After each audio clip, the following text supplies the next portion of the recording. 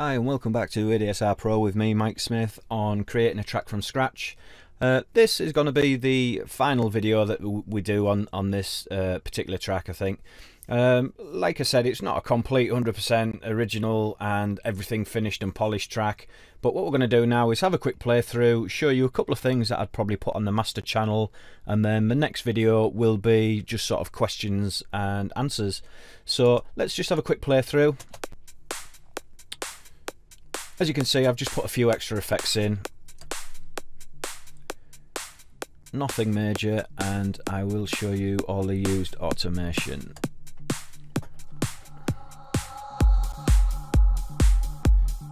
Now, the only automation I have used is volume, filter cutoff, and send effects, maybe a large amount of reverb or delay, and that's it.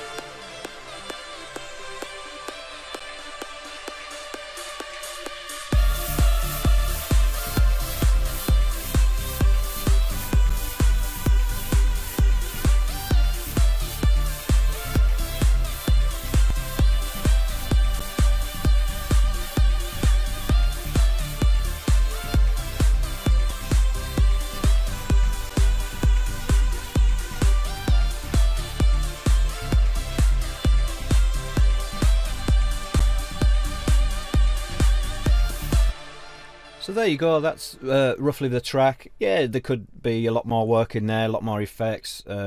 Again, like I said, it's only a rough idea of a track just to give you ideas. So the only other things I'll cover in this video now is that's our track. Now on our master channel, what I've done is I've put a couple of things. I put the BX control. I'll turn this on. Now all I'm doing here is I'm basically making sure that whatever frequency this is set to, it'll be in mono, so from 0 Hz to 163 Hz. Let's put it about 120. Anything below that number will now be in mono, and I've applied a little bit of stereo width, so let's hear that without.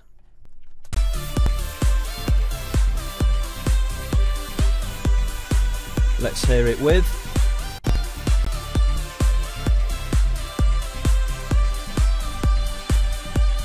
Bypass.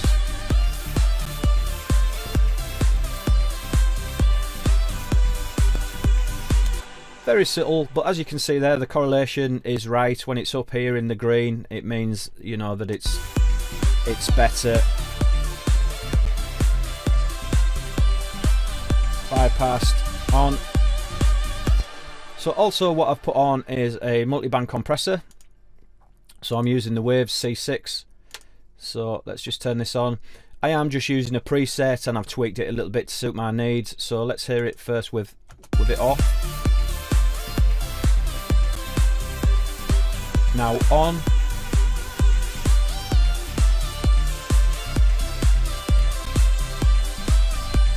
Off.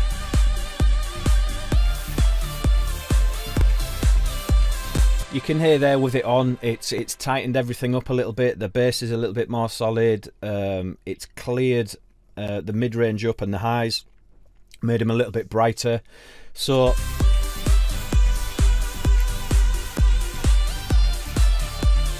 just sounds a little bit more polished.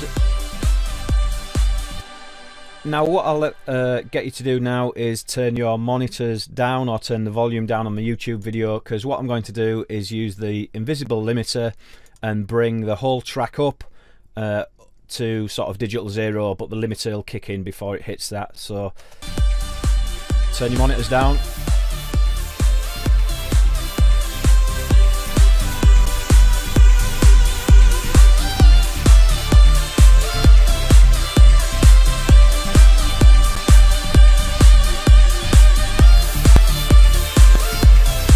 So you can see there we're getting probably about 1.9 2 dB gain reduction. So anything that's coming up, it's compressing by reducing it down by 2 decibels. So that would be like the mastered volume up to digital 0. So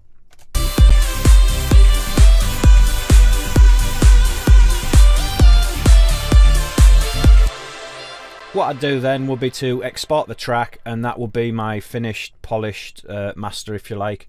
Again, obviously I'd spend a little bit more. There's probably other things I'd put on there as well. I might EQ certain things. But as you can hear with the limiter on there, when I've drawn the volume up, you can hear if things are too loud, too bright. So you could go back into your mix and just tweak them a little bit.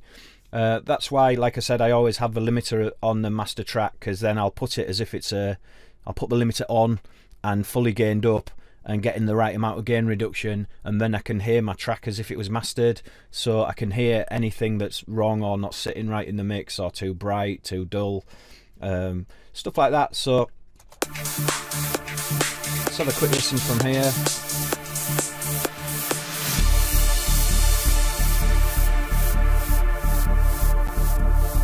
Could maybe do a lot more modulation with the white noise and effects, you know, swooshing around and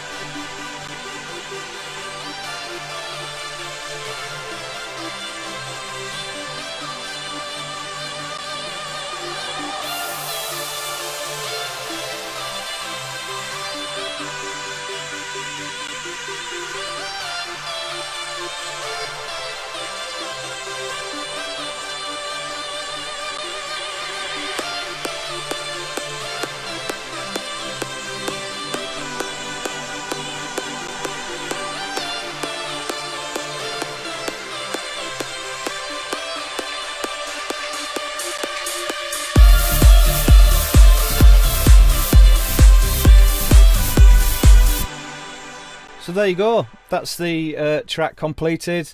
Again, I hope this has been informative for you and given you a few ideas. Obviously I've only sort of touched upon stuff. The idea is to maybe get you into experimenting yourself, rather than me going in depth and in detail on every single little aspect that I'm doing. So, but on this particular project, for the automation side, I've only done sort of filter cutoff, done the volumes, and yeah, simple things like that. I've not gone too extreme. I've got 4 effect sends on my mixer. So I always have a long reverb, a room reverb, a short delay and a long delay, which means I can send any one of these.